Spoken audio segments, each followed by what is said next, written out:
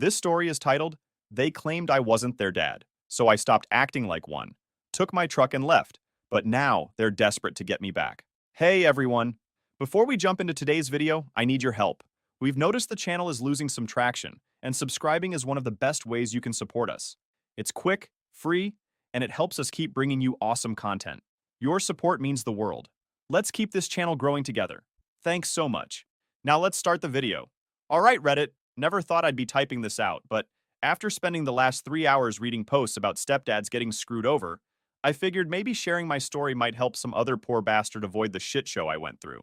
Warning, this is going to be long AF and probably full of typos, because I'm running on zero sleep and typing this on my phone in my truck. I'm 41, male now. Been driving trucks since I was 23. Started with nothing but a CDL and a dream of owning my own rig someday. Worked my ass off, lived in that truck, saved every penny until I could buy my own Peterbilt. Was doing pretty good too. Had my own route, regular customers, even started building a decent savings. No wife, no kids, just me and my dog living the dream on the open road. Wasn't exactly killing it, but I had my shit together, you know? Owned my truck outright, had a small apartment I barely used, and enough extra cash to treat myself to a good steak dinner when I felt like it. Not bad for a guy who grew up in a trailer park with nothing. First off, you gotta understand how this whole mess started. It was 2015, and I was at PetSmart buying food for my German Shepherd Ghost. Normal Thursday afternoon, nothing special. Ghost was this big goofball I'd rescued a year before. Best decision I ever made, but that's pretty much the only good decision in this story, lol. So I'm there comparing prices on dog food, shit's expensive, right? When this kid literally slams into my legs at full speed. I mean, this little dude was booking it. Ghost, being the gentle giant he is, just starts wagging his tail like crazy. This kid, Liam, was like 4 or 5, all energy and no brakes. You know the type. He's wearing this Spider-Man t-shirt that's seen better days, and has this toy car clutched in his hand that he apparently thought could outrun my dog. Behind him comes this woman looking absolutely done with life, pushing a stroller with a baby in it. That was Mia and little Amy. Mia looked like one of those moms you see in movies who's trying to hold it together, but is one spilled sippy cup away from losing it. Dark circles under her eyes, messy bun, the whole attitude.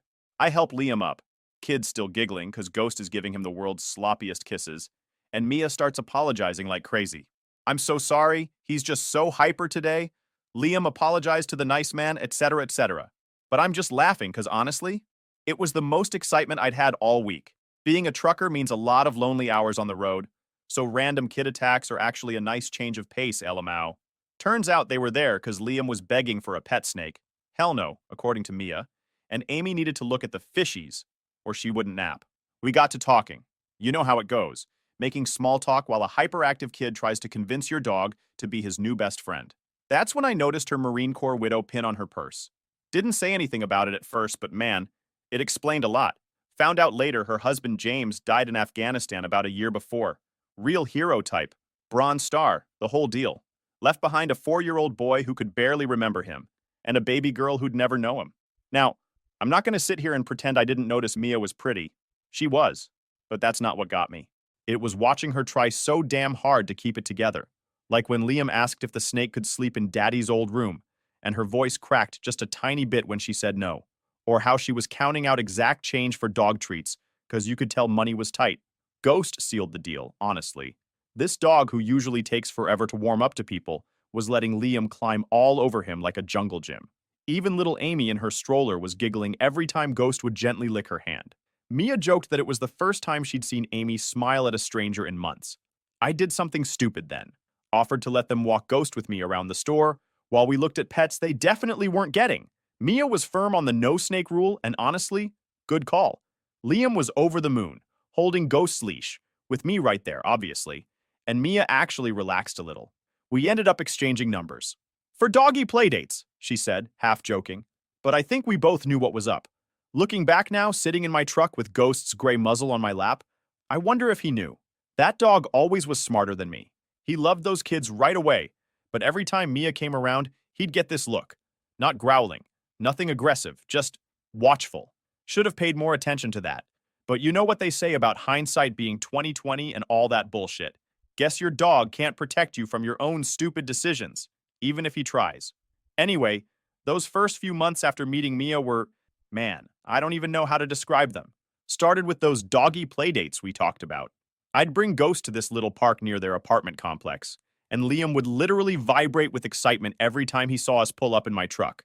Kid loved that truck BTW. Thought it was the coolest thing ever that I drove a monster truck. It's just a regular Peterbilt, but try telling that to a 4-year-old LOL. Here's where I made my first mistake. Started adjusting my routes to be home more. Any trucker reading this knows that's basically throwing money away. But there I was, turning down good long-haul jobs to take local routes so I could be around for stuff like Liam's t-ball games and Amy's doctor appointments. Mia was struggling bad with money. Never asked directly for help, but you could see it. Apartment was always freezing in winter because she was saving on heat. Kids wearing clothes that were a bit too small. One time I noticed Liam's shoes were literally held together with duct tape. So yeah, I stepped in. What else was I gonna do? Bought Liam new shoes. Kid cried when I got him light-up ones. Fucking broke my heart. Started accidentally bringing over extra groceries. That kind of thing. Mia tried to refuse at first, but you try saying no when your kid's jumping around in his first new shoes in months. Got serious pretty quick after that. Started staying over more and more. Ghost loved it. Dog had 2 kids to play with and a bigger space to roam. I'd come back from shorter runs, and they'd all be there waiting. Even Amy started warming up to me. Went from crying whenever I got near her to demanding bedtime stories. First time Liam called me dad, I was under my truck doing maintenance. Kid was watching me work, handing me tools. Wrong ones usually, but hey, he was trying. Dropped a wrench on my finger and swore. He giggled and said, "Dad, you said a bad word, just casual, like he'd been calling me that forever." I played it cool, but man, inside I was a mess. Good mess, you know? Went out that weekend and bought one of those world's best dad mugs. Dumb, right? Still have it in my truck. Can't bring myself to throw it out. Mia and I got married about a year after meeting. Nothing fancy. Courthouse wedding because I had a delivery that afternoon. She didn't want a big thing anyway. Said her first wedding had been enough of a production. But I was too busy playing Superman to notice. Got a bigger place. Nice house with a yard for Ghost and the kids. Started a college fund for both kids. Separate accounts under my name, thank God. Worked my ass off to provide everything they needed, and most of what they wanted. You know what's funny? Other truckers used to give me shit about being whipped, missing out on the good routes, rushing home for dance recitals and parent-teacher conferences. But I was proud of it. Proud that Amy would FaceTime me to show off her art projects. Proud that Liam wanted me to teach him about engines. Proud when other parents at school events would say what a great dad I was. Ghost was living his best life too. Had his own spot on the couch, that Mia hated but tolerated.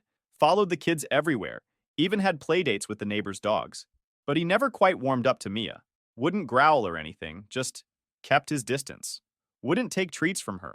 Wouldn't cuddle with her like he did with the kids. Should have paid attention to that. I started noticing little things about Mia too.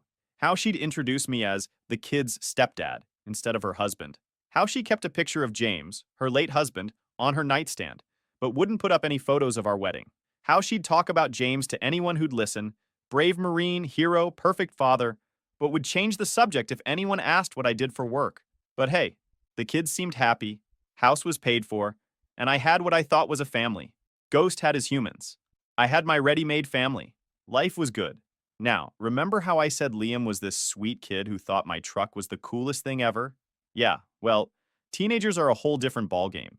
When he hit 17, it's like first time I noticed something was really wrong was when I got back from a 3-day run. I'd busted my ass to make it home for his football game, even turned down a better paying route to be there. Walk in the door, Ghost running to greet me like always, and I hear Liam talking to his friends in the kitchen. Nah, my real dad was a Marine. Won a Bronze Star and everything. This guy's just my mom's husband. I felt like someone slapped me on the face. This was the same kid who used to beg me to take him to the truck yard, who'd sit in my rig for hours while I taught him about engines. Now suddenly I'm just my mom's husband? But it got worse. Amy, 14 by then, started copying everything her brother did. Eye rolls, heavy sighs whenever I walked into a room, the works. One time I asked her to clean up her mess in the kitchen. You'd think I'd asked her to donate a kidney or something. Why should I? You're not my real dad. There it was. That fucking phrase. Started hearing it more and more. Every time I tried to set any kind of rules or boundaries, "You're not my real dad."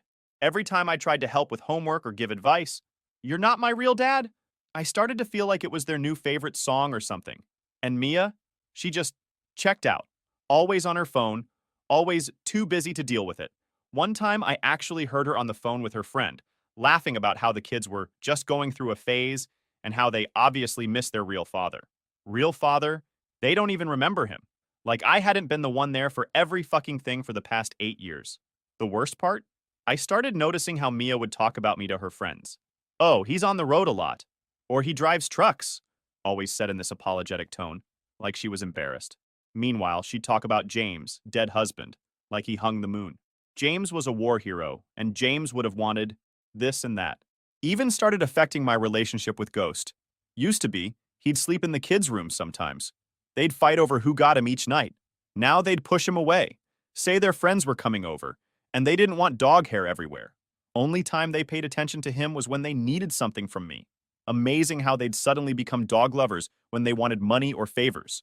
But then, I started finding out about all these family things I wasn't invited to.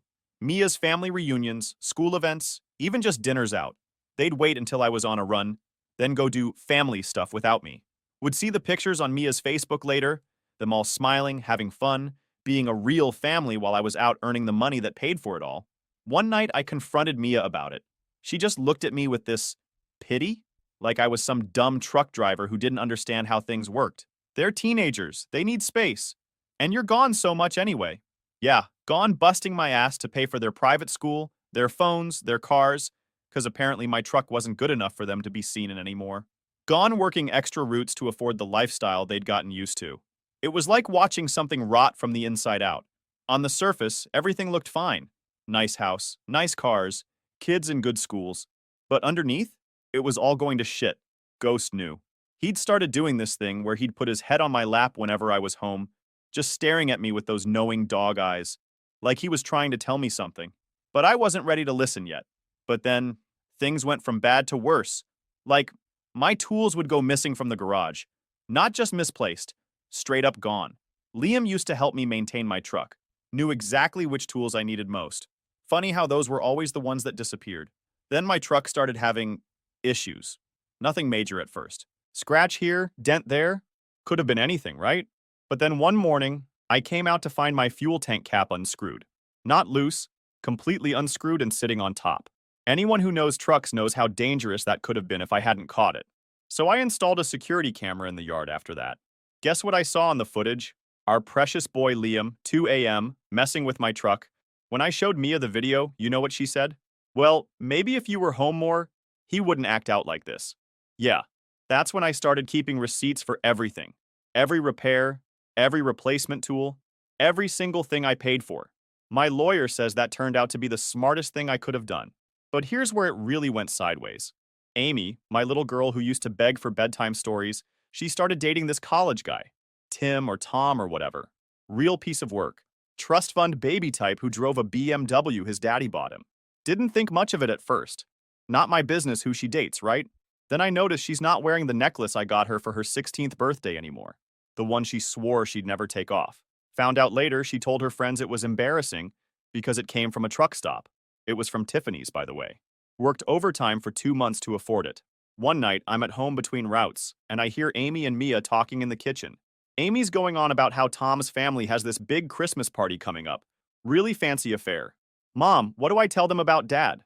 My ears perk up, thinking maybe, just maybe, she's worried about explaining her stepdad's job. Nope. Just tell them what I always do, honey. That your father was a Marine who died serving his country. Didn't even lower their voices. Didn't care if I heard. I was sitting right there in the living room with Ghost, and they just acted like I didn't exist. Ghost growled. First time I'd ever heard him growl at family. Mia jumped, tried to play it off with a laugh. Oh, that dog's getting so moody in his old age. Nah, Mia. Ghost just finally stopped pretending, same as me. But the final straw is when I found out they had a whole-ass Thanksgiving dinner while I was on a run. Not just them, Mia's whole family, some of the kids' friends, even a few neighbors. Saw the pictures on Facebook. They'd set up in my backyard, used my grill, that I hadn't been allowed to use in months because the smoke bothers Amy's allergies, and acted like one big happy family. And the caption under the photo said, "So thankful for family. Missing James extra hard today." I was out there driving through a fucking snowstorm to deliver emergency supplies, missing my family, and they're playing house pretending I don't exist. I had enough that night, sleeping in my truck with Ghost. Didn't even bother going inside when I got home. I started making plans. Called my buddy Rich, who's a lawyer. Started gathering documents. Took screenshots of everything. But I still wasn't ready to pull the trigger. Still thought maybe there was something worth saving. What a fucking idiot I was. But you know what's funny about life? Just when you think things can't get more fucked up, the universe finds a way to prove you wrong. That day started normal enough. Just finishing up a long haul from California, looking forward to surprising Amy for her 21st birthday. Didn't know I was the one in for a surprise. So I was pushing through because Amy's birthday was coming up, and even though things were shit, I still wanted to be there. Had this whole thing planned, was gonna surprise her, had a Tiffany bracelet I'd been saving up for months to buy her, got home early for once. It's like 6 p.m., sun's still up. I see all these cars parked around our house. Nice ones, BMWs, Mercedes, that kind of shit. Figured maybe Mia was having one of her fancy friend gatherings she never invited me to. Ghost starts acting weird the moment we pull up. Normally, he's excited to get home, but this time he's just tense. Should have listened to him right then and there. I go around back because that's where all the noise is coming from. And there it is. Full-blown party in my backyard. Catering, fancy dresses, the works. And right in the middle of it all is Amy, holding hands with Trust Fund Tom. It was a whole engagement party that they didn't tell me about. But here's the thing that really got me. I'm standing there, gift box in my hand, and I hear this old lady, Tom's grandmother found out later, asking about Amy's family. "Oh, what does your father do, dear?" Now, I'm thinking maybe, just maybe, after all these years, Amy might acknowledge me. Shit, even my stepdad's a truck driver would have been something. Amy, wearing this fancy designer dress that I know Mia couldn't afford, looks this old lady right in the eye and says, "My father was a Marine. He died in Afghanistan when I was a baby. He was a hero." Mia's standing right there, nodding along, proud as can be. And then she adds, "James would be so proud of the woman Amy's become. He always wanted her to marry well." Marry well. Like being a working man who provided for their family for 15 years wasn't well enough. Then Tom's dad starts talking about the wedding plans. Big church wedding, country club reception, all that fancy shit. Then he says something about father of the bride traditions. Amy doesn't even hesitate. "Oh, my Uncle Steve, Mia's brother, will be standing in for my dad. He was my dad's best friend in the Marines." Fucking Steve, who I've literally never seen contribute a damn thing to Amy's life except showing up drunk to Christmas and telling war stories about James. I must have made some kind of noise because Ghost lets out this low whine. That's when they finally notice me standing there. The look on Amy's face, not shame, not guilt, just annoyance. Like I'd ruined her perfect moment by existing. Mia tries to play it off. "Oh, Jacob, you're home early. We were just..." But I'm not listening anymore. I'm looking at my house, my backyard, the party being paid for with my money. Found out later Mia used my credit card for the catering. Celebrating my daughter's engagement, and I'm not even supposed to exist. The bracelet box feels like it weighs 1,000 pounds in my hand. Ghost is pressed against my leg, doing that thing where he's trying to protect me, but also comfort me at the same time. Tom's mom, trying to be polite I guess, asked who I am. Before anyone can answer, I just turn around and walk away. Get in my truck, Ghost jumps in, and we leave. Spent the night at a truck stop about 50 miles away, just sitting there with Ghost, both of us staring at nothing. That night, I called Rich, my lawyer buddy, told him it's time. He just said, "Finally. I've had the papers ready for months." Honestly, after that engagement party bullshit, something in me just broke, or maybe fixed itself, depending how you look at it. Spent that whole night in my truck with Ghost, going through old photos on my phone, pictures of Liam's first baseball game, Amy's dance recitals, all that family stuff I thought we had. But here's something most people don't get about trucking.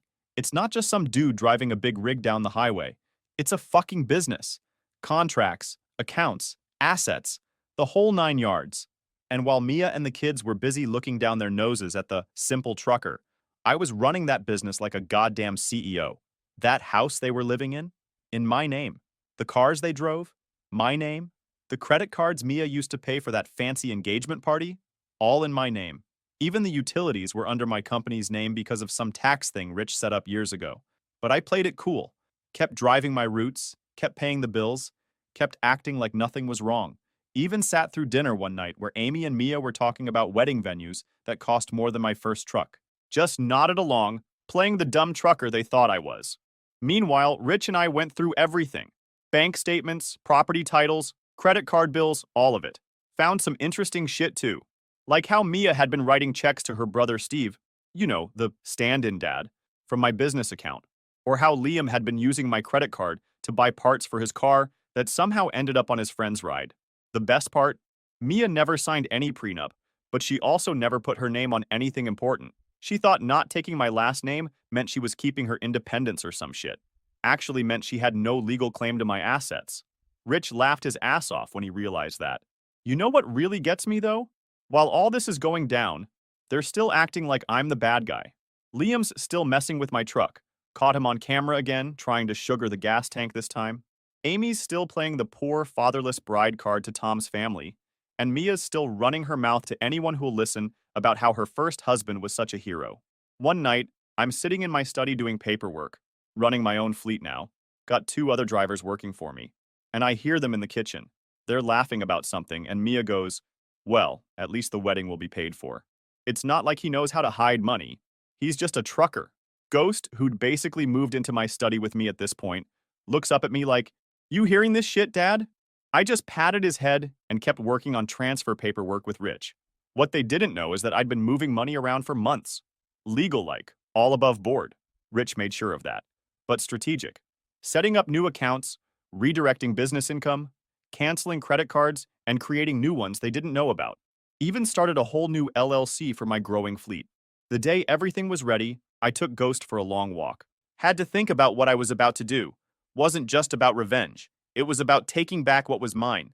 My dignity. My self-respect. My life. You know what finally convinced me? Saw Amy showing off her engagement ring to her friends in the backyard. Big fancy thing that probably cost more than most people make in a month. She's going on about how she's finally going to have a real family once she marries Tom. That night, I made one last call to Rich. Do it. The plan we'd spent months putting together was finally going into motion. And let me tell you something about patience. You ever watch one of those nature documentaries where a predator just waits patiently, letting their prey think everything's fine until the perfect moment to strike? That was me that Tuesday morning. Told Mia I was heading out for a 3-day run the night before. She probably thought I was off being a good little trucker, earning more money for precious Amy's wedding. Hell, Liam was probably already planning what part of my rig to fuck with next. What they didn't know? I was parked just an hour away at my buddy's yard, watching everything unfold through the security cameras I'd installed. And boy, what a show it was. The lawyer Rich timed everything perfectly. The courier showed up right as Mia was having her morning coffee. 3 thick envelopes, each one a different kind of fuck you. Should have seen her face when she opened that first package. Divorce papers. But not just any divorce papers. We're talking a whole goddamn manuscript of their bullshit. Security footage of Liam's little vandalism hobby. Bank statements showing Mia treating my business account like her personal piggy bank. Screenshots of Amy talking shit about me online while flashing the designer crap I paid for. All of it, documented and notarized. Then came the eviction notice. Mia always acted so high and mighty about keeping her independence, not taking my last name. Never once bothered to check if her name was on the house deed, though. Funny how that works out. But the cherry on top? That third envelope. Watching her face as she realized every credit card was canceled, every joint account closed, every asset transferred. All perfectly legal, all documented, all gone. Like watching someone realize they've been playing poker with a marked deck, and they just lost everything. The meltdown was biblical. First came Mia's calls, screaming about the wedding and the house, and how I couldn't do this to them. Then Liam, trying to act tough about the credit cards like he had any fucking right to them after what he did to my truck. Finally, Amy, real waterworks about her special day being ruined, how Tom's family would think they're trash. Not one word about the years I spent being her dad. Not one "I'm sorry" in sight. Mia tried running to her fancy lawyer friends, but turns out they're not so friendly when they realize their client doesn't have a legal leg to stand on. No joint accounts, no joint property, not even a claim to that overpriced furniture she loved to show off to her friends. All bought with business accounts, all mine. Then Mia's brother Steve shows up, probably thinking he's gonna play tough guy. Remember Steve? The stand-in dad for Amy's wedding? Yeah, he wasn't so tough when my lawyer's associate served him with a cease and desist and a restraining order. Turns out threatening someone who keeps receipts isn't such a smart move. By sunset, Mia's crying to anyone who'll listen, Amy's playing victim on social media, and Liam's still making threats about my truck. Thanks for the written evidence, genius. But here's the best part. I made sure everyone knew why. Rich helped me put together a nice little information package for all their fancy friends and Tom's family. Everything laid out nice and neat. The vandalism, the theft, the lies about being a grieving military family while living off my work. Even threw in some choice recordings of them mocking my job. Tom's family? Old money types, real proper. They didn't take too kindly to finding out their future in-laws were a bunch of grifters. That fancy country club wedding suddenly got fucked up. The next few days I got hundreds of messages, threats, begging, guilt trips, you name it. I didn't answer a single one. Just sat in my truck with Ghost, watching karma do its thing through my phone screen. Drove by the house a week later, moving trucks in the driveway. Guess reality's a bitch when it finally shows up. Now sitting here by the lake where Ghost and I used to take the kids fishing. Ghost's sprawling out in the grass next to my chair, probably dreaming about chasing rabbits or stealing my breakfast sandwich like he did this morning. Been a year since everything went down, and sometimes I still can't believe how much has changed. Funny thing about hitting rock bottom, once you start climbing back up, you realize maybe you needed the fall to appreciate the view. Take my business, for example. Remember those 2 drivers I mentioned? Now there's 6 of us, all running solid routes, all trucks paid for. Amazing what you can do with your money when it's not being bled dry by people who see you as an ATM with legs. Couldn't keep the old house, though. Too many ghosts, and I don't mean the 4-legged kind.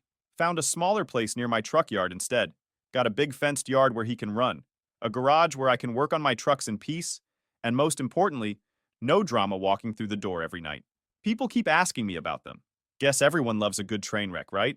Mia ended up moving in with her hero brother Steve. Funny how his heroic spirit dried up when she actually needed help. Last I heard, she's answering phones at some dental office.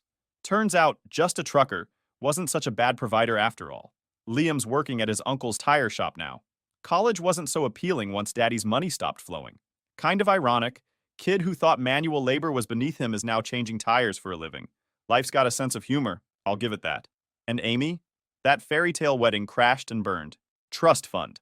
Tom's family had some concerns about their precious son marrying into a family with questionable values. Their words, not mine. They offered to bankroll a smaller ceremony, but Princess wouldn't have it. She's slinging plates at some chain restaurant now, living back with Mia. That Tiffany bracelet I bought for her birthday? Sold it. Got Ghost an orthopedic bed instead. Best trade I ever made. The messages still come sometimes. Mia's essays about how I destroyed the family go straight to Rich's evidence folder. Amy tried the I miss you dad routine on my birthday. Funny how that word only matters when they need something. Liam? Radio silence. Good. You know what's weird though? I don't feel anything for them anymore. No hate, no love, just nothing. But life keeps rolling. Fleet's growing. Got good people working with me who actually respect what we do. Got a date next weekend too. Owns a diner on one of my regular routes. She's got her own business, her own life, and get this. She actually thinks what I do is something to be proud of. Ghost gave her the paw of approval, which is really all the review I need. And you know what? After all this, I realized something important. Being a provider doesn't make you a father, and being a father doesn't mean being a doormat. Sometimes the family you think you're building is just a house of cards. And sometimes, Ghost just dropped his ball in my lap for the 100th time. The only family you need is the one that's been lying at your feet all along. Ghost is giving me that look now. The one that says, enough with the heavy stuff, Dad. Let's play. Think I'll take his advice.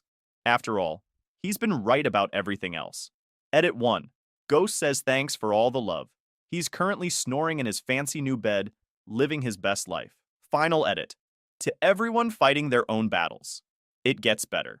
Keep your dignity, document everything, and never let anyone shame you for honest work. Ghost and I have an early route tomorrow, so we're signing off. Remember, sometimes losing a fake family is worth finding yourself.